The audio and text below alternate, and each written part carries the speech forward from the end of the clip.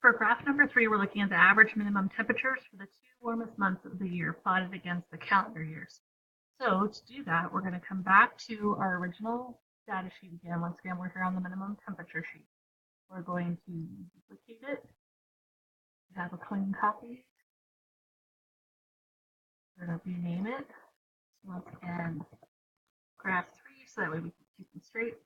And in this one, remember, we're looking for the 2 warmest months, plotted against years. So we can hide some stuff. We don't need to see station. We don't need to see the mean because we're looking by the month. We're looking for the warmest months.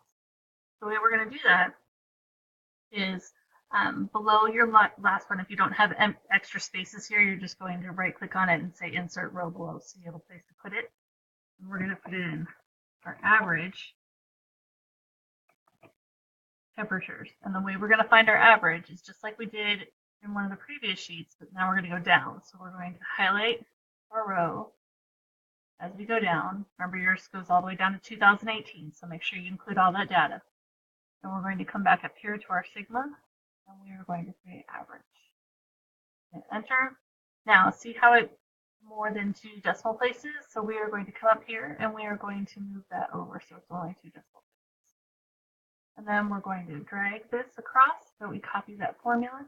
And now we can very easily see which our 2 warmest months were. So we can look at this, so we can say it was July and August, which really isn't a surprise. It is the summer in North America. So the rest of this then we don't need, because we're only plotting the 2 warmest months. So I don't need these because they're not the warmest months. And I don't need January through June because they're not the warmest months. And I'm going to make it bigger so that I have lots of space for my graph.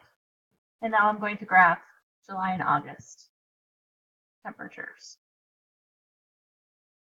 So to do that, I'm going to drag it. So now that I have them highlighted, I'm going to insert the chart. I'm going to drag it out again. Just like before, I need to put in my x-axis, and I'm going to highlight row for years because that will be my x-axis. Make sure you're not getting that average part in there. You don't want that. And over here, the reason I highlighted it so I remembered there. So now I have all my dates on here. And so now what I'm looking at, since this is all temperature, I don't have to do the whole right-left axis thing. Now I just have to put in my title. Customize once again. I have my title over here that I can go from. That over here. Only now instead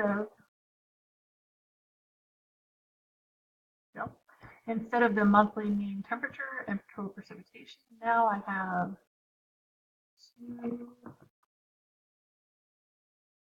warmest average. And then I have my horizontal axis years and my vertical axis, which is my left side here, is temperature.